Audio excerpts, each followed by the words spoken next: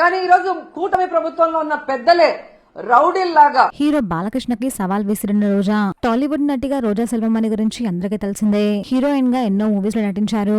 తర్వాత ఎమ్మెల్యేగా ప్రజాసేవ కూడా చేసుకొచ్చారు. 2014 లో వైఎస్ జగన్మోహన్ రెడ్డి గారి పార్టీలో జాయిన్ అయ్యి అసెంబ్లీలో మొదటిసారి అడుగు పెట్టారు రోజా గారు. తర్వాత 2019లో భారీ విజయాన్ని సాధించారు. అప్పుడే రోజా గారు మినిస్టర్ పదవి కూడా దక్కించుకున్నారు. అయితే తాజాగా రోజా గారు ఒక ఇంటర్వ్యూలో పాల్గొన్నారు. ఆ ఇంటర్వ్యూలో బాలకృష్ణ గురించి, పవన్ కళ్యాణ్ గురించి కొన్ని షాకింగ్ కామెంట్స్ చేశారు. దమ్ముంటే తన సవాల్ స్వీకరించాలి అని ఛాలెంజ్ చేశారు. నందమూరి బాలకృష్ణకు మగాహంకారం బాగా ఉంటుంది అని రోజా చెప్పుకుంటూ వచ్చారు. ఆయన ఎమ్మెల్యేగా ఎన్నికల తర్వాత కూడా షూటింగ్స్ చేయొచ్చు, కానీ నేను టీవీ షోస్ చేసి తప్పుగా ప్రచారం చేశారు.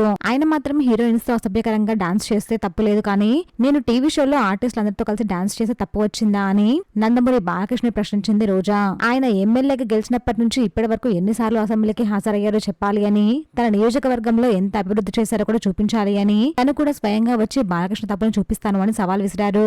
దమ్ముంటే నాతో ఈ సవాల్ చేయాలని ఛాలెంజ్ చేశారు. అలాగే పవన్ కళ్యాణ్ గారికి కూడా ఇదే సవాల్ విసిరారు. మరి దీనిపై బాలకృష్ణ, పవన్ కళ్యాణ్ ఎలా రియాక్ట్ అవుతారో చూడాలి.